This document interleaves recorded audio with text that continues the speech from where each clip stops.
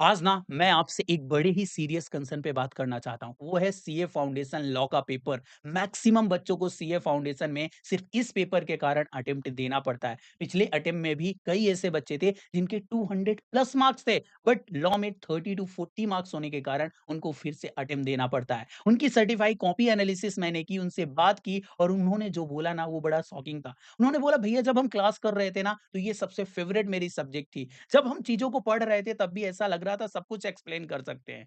But जब हम इसको लिखने जाते हैं ना, समझ में ही नहीं आता कि क्या है आखिर कीवर्ड क्या है? 80-90 मार्क्स का पेपर अटेम्प्ट किया था बट 30-40 मार्क्स नहीं आ पा रहे हैं। आईसीएआई ने खुद आगे बढ़ के आपको वो 3 पैरामीटर बताए हैं। यदि आप इन 3 पैरामीटर पे क्वेश्चन का आंसर देते हो ना, तो आईसीएआई आपको पास करने वाली है। इस वीडियो में मैं सब कुछ डिस्कस करूँगा। वीडियो के लास्ट में बताऊँगा आखिर मैंने थ्योरी पेपर कैसे लिखे थे, क्यों मेरा आईसीएआई में थ्योरी पेपर एक फेवरेट पेपर हुआ करता था। चलो वीडियो की शुरुआत करते हैं। वीडियो का लाइक टारगेट रखते हैं 200 लाइक का। आई होप आप अचीव करवा देने वाले हो। बेटा आपके लिए मैंने ये पूरा का पूरा जो है आईसीएआई का कमेंट लेके आया है कि आईसीएआई ओवरऑल 1 लाख बच्चों की कॉपी चेक करके क्या कमेंट पास कर रही है। ये है हमारा सीएस सितंबर फाउंडेशन का पेपर लॉ का, जहाँ पे एक क्वेश्चन पूछा गया था कि एमओए और एओए को जो है वो बता दो, एक्सप्लेन कर दो और उसके बीच में हमें डिफरेंस बता दो। क्या एग्जामिनर कमेंट देते हैं और उसके बेसिस पे उन्होंने क्या जज किया और आपको मैसेज पास करना चाहते हैं। पहला मैसेज ये है कि आपको क्वेश्चन की रिक्वायरमेंट बहुत अच्छे से पढ़नी होगी।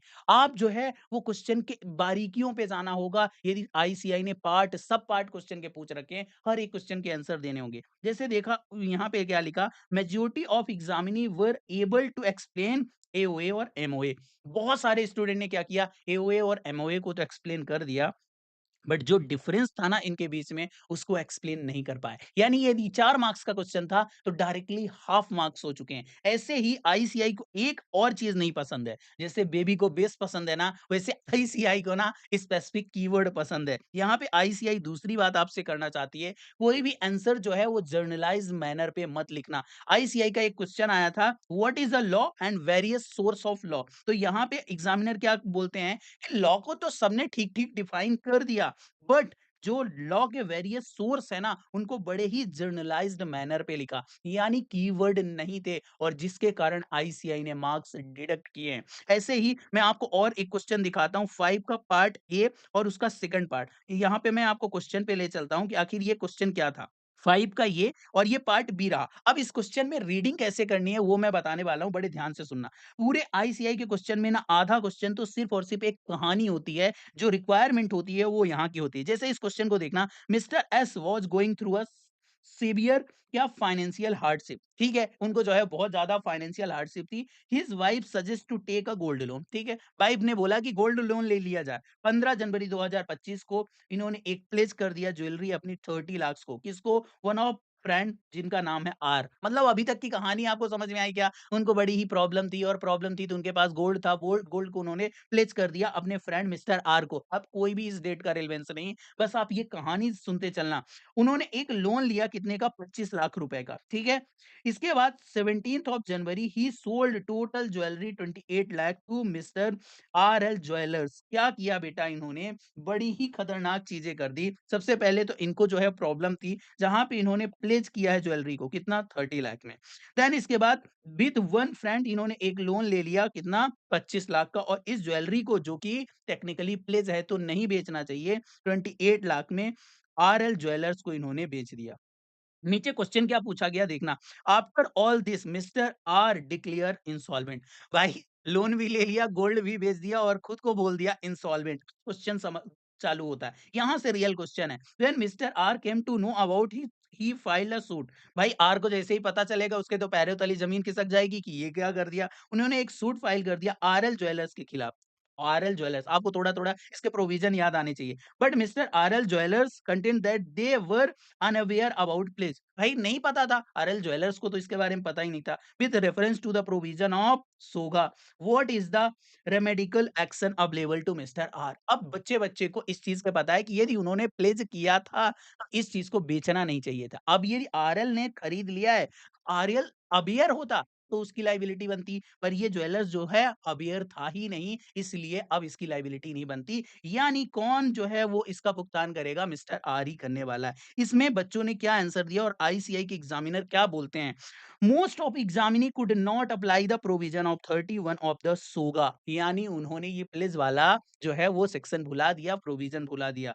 Where if person has sold goods but continue he possession of them or document of title, he may sell them to third person, and if such person obtain delivery in good faith, यही वो keyword है। यदि उसने good faith में लिया without notice of the previous sale, he would have good title of them and all through the property in the goods had pass to the first buyer earlier. यानी इस case में RL को जो है वो कोई प्रॉब्लम नहीं होगी। तो जब भी आपको आंसर लिखना है ना, तो बड़े ही स्पेसिफिक तरीके से लिखना है और साथ में क्वेश्चन रीडिंग करते वक्त ध्यान रखना कि ये जो 3-4 लाइन है ना लास्ट की, वही इंपॉर्टेंट है। क्वेश्चन में आपसे रिक्वायरमेंट क्या है, क्वेश्चन आपसे पूछ क्या रहा है, इसको बहुत अच्छे से एक्सप्लेन करना है। ऐसे एक क्वेश्चन और आपको दिखाता हूँ, यहाँ पे जहाँ पे 2-2 क्वेश्चन सब पार्ट आते हैं, ध्यान से सुनना। ये देखना, सबसे पहले यहाँ पे this question had two part of answer by the examinee. ये कौन सा क्वेश्चन था? क्वेश्चन 6A, जो कि मैं आपको दिखाता हूँ। ये मेरे पास यहाँ पे 6A क्वेश्चन मैं ओपन कर लेता हूँ।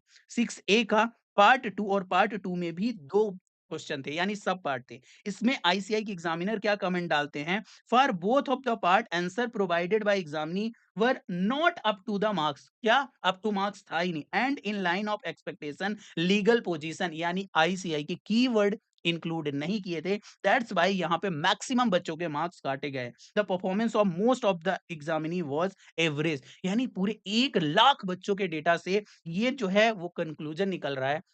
ये वाले जो आंसर दे दिए गए ना, इसमें कीवर्ड इंक्लूड नहीं किए, इसलिए आईसीआई ने इसको जो है वो क्या किया है? मार्क्स कट किया है। ये या तो ये लैक ऑफ क्लियरिटी है या फिर उन्होंने लीगल प्रोविजन को अच्छे से समझा नहीं है। सेम आपको यहाँ पे देखना होगा, एक क्वेश्चन और मैं दिखाता हूँ।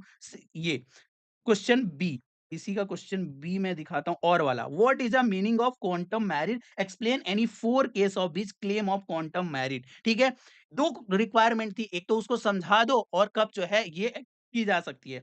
तो सबसे पहले इन्होंने क्या बोला? Majority of examinee could not explain the meaning of quantum meruit as per Indian contract act. Most of the answer were in generalised manner. क्या मैंने बोला? भाई आईसीआई को ना जर्नलाइज्ड मैनर पे इसके आंसर चाहिए ही नहीं। Examinee their lack of the knowledge explaining any 4 case, जहां पे ये क्लेम किया जा सकता है, उनको उन्होंने एक्सप्लेन ही नहीं किया।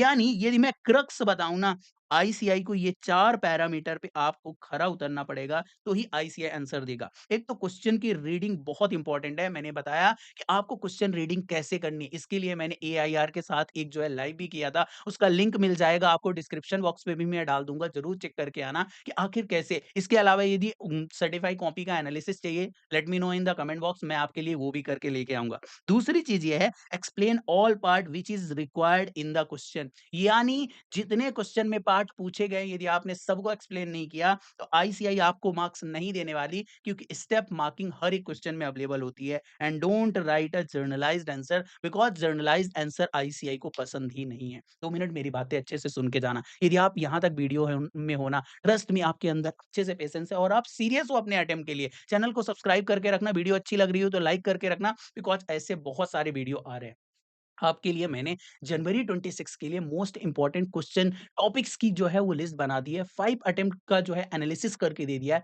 टाइम लगा कि वो वीडियो 2 की स्पीड में देख लेना, पर वो सारे आंसर जो है वो अच्छे से करके जाना, क्योंकि वही आपके एग्जाम में पूछे जाने वाले हैं। दूसरी चीज़ ये, जब भी आप क्वेश्चन रीडिंग करोगे, फर्स्ट ध्यान रखोगे रिक्वायरमेंट में, क्योंकि आईसीआई चीख-चीख के, चिल्ला-चिल्ला के बोल रही है कि मेरे को हर एक क्वेश्चन के रिक्वायरमेंट का आंसर चाहिए। जर्नलाइज़ आंसर को अवॉइड करना। यदि आप चाहते हो कि टॉपर कैसे लिखते हैं, तो मैं ज़रूर उसके लिए वीडियो बनाऊँगा। फटाफट कमेंट बॉक्स पे लिख देना कि आखिर वो कीवर्ड के दम पे इतने मार्क्स कैसे लेके आते हैं। एंड थर्ड चीज़ ये बेटा, कि जो भी कर रहे हो ना यार, उसमें डिटेल अंडरस्टैंडिंग लो, ताकि आप एग्जाम में उसको अच्छे से प्रेजेंट कर पाओ, क्योंकि ये पेपर पूरी तरीके से प्रेजेंटेशन का है। सीए के पूरे की एग्जाम में ना इकलौता पेपर है लॉ का, जहाँ पे 100 मार्क्स आपसे लिखवा के देखा जा रहा है। सीए इंटर में 30% एमसीक्यू, यानी 70% ही पेपर बच्चे लिख रहे हैं, और सीए फाइनल में लॉ जैसा कोई पेपर नहीं है। तो मैं माना कि एक टफ पेपर आपको दिया है, बट आप उससे जो है